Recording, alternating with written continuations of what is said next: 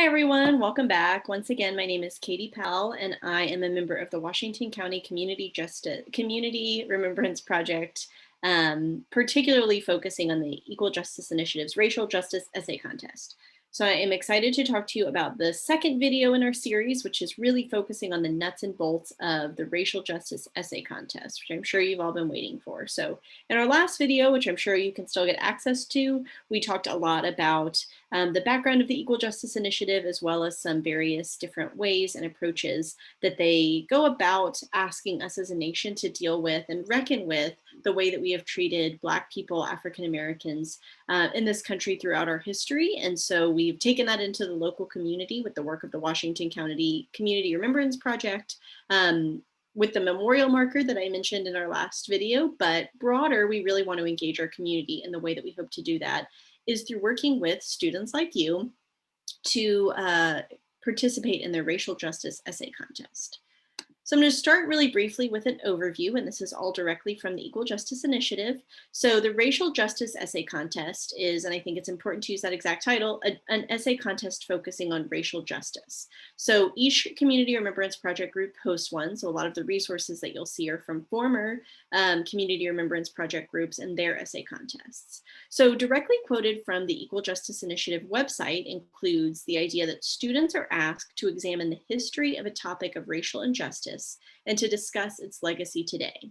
So I think I covered this a little bit later in the video, but I will just say first and foremost that you will not be given a prompt. At this point, we don't have the prompt for what you'll be given, but the broader theme is to examine a history of a topic of racial injustice and discuss its legacy today. So I'd encourage you to kind of start thinking about and considering different topics, historical events, and local instances of racial injustice that have taken place here in our community, to be able to discuss their legacy today here on our community and here in your personal lives. So just be thinking about that, and future videos will have some resources on how you can find this. This is a photo from the Elaine Massacre, which is something that we'll cover in the next video, but of course, not directly our area, but certainly in our state, a history of severe racial injustice that took place in the early 19th century. So again, quoted from the Equal Justice Initiative, I wanted to share just a little bit about the topic that you can kind of come to expect with the Equal Justice Initiative, the Racial Justice Essay Contest. The essay should explain the chosen topic using a specific historical event, explore how the injustice persists, and imagine solutions for a future free from racial injustice. So we're really going to be thinking about, and again, we don't have the specific prompt, but I think this is a very broad theme that you should be considering, thinking about the chosen topic with a historical event. So you're exploring how the injustice persists, again, that through line into the present day, and then imagining solutions for a future free from racial justice. So that should be kind of how you're closing or thinking about the essay. So I hope as you're watching this video, you can start thinking about and imagining. If you aren't as well versed maybe on all of the historical events, that's something we'll cover in the next video, but think about the way that you maybe see the idea of those events, like some of the lynchings I mentioned in our last video, playing a part in the legacy that we have today. And hopefully I would encourage you to all really think critically about that in your own lives and in your own personality, and then in what we call your own positionality too. So I mentioned in the last video, I am a white community member who is not from Fayetteville. I'm not in high school either. So I know I can't identify with you in those ways, but I need to think about myself as an outsider, as someone who is white, and as someone who works maybe at the University of Arkansas, sort of a transplant to this area, and how those things affect me. And so I think that's something I would encourage you to be reflecting on before you start writing the essay itself, is how it affects you and how you see it affecting your community from the position that you're coming from. Excuse me. So I just want to reiterate, students are encouraged to reflect on how the topic impacts their own lives and communities, and then connections to their lived experience. So this is a very personal essay. I know a lot of the scholarship essays that you might be looking at are personal, but this is personal in that it's asking you to think about our community and think about, again, those really hard topics I mentioned in our previous video, that one of the challenges we've taken up as a Washington County Community Remembrance Project group is to think about and have these really hard conversations around racial injustice, racial inequities, and how we respond and discuss those issues in order to resolve or move forward. And so that's something that this essay contest is really asking you to do as well. So I want to give just a little blip on some of our timeline as well as our logistics. The essay contest will run from January to March. So as you are watching this video, or at least if you're watching it as it's unveiled, we are in December. That's coming up very quickly. And so you'll get the prompt sometime in January and it'll run through March. As far as eligibility, if you are a 9th through 12th grader in a public school in Washington County, you are eligible to apply. So any and all public school students from 9th through 12th grade are encouraged to apply. However, we specifically are encouraging our students of color and specifically our African American or Black students who are encouraged to apply. This is something I mentioned, thinking about your positionality and how this is affecting you. I think all of us need to think critically about that, but we are particularly interested in hearing from you if you are a student of color or an African American student, 9th through 12th grade, public school in our community, to think about and really focus on the ways that you see the legacy of a historical event, maybe in your family. It doesn't have to be like the Elaine Massacre, something that has documentaries and lots of research about it, but something that you see and how that legacy continues to this day. That's really important work, I think, that the Equal Justice Initiative has challenged us to, but that the Washington County Community Remembrance Project as a whole has really asked us to investigate and dig into. So that's a little bit on our timeline. I also wanted to share just a little bit more about our timeline, and this is hopefully some good news for you. The Equal Justice Initiative staff is actually the reviewers for these essay contests. They will be selecting the finalists, which means that we in the Washington County Community Remembrance Project do not determine the winner, and we can help you work on your essays in any capacity that you need. We can be honest and help develop. We have no say in who gets to, so who the winners are of the essay contest. So that means that we are at your disposal for anything and everything you need, which I personally really like because I can take the competition side out of it and really focus on helping you make this essay what it needs to be in your life. Because I think that's the other important part of this scholarship that's unique and different maybe than others that you might see, is that this is also hopefully something that you can take and bring with you into your community, not simply for something that you're working on to receive the scholarship money, though that is helpful. And I'll be talking about that here in a second.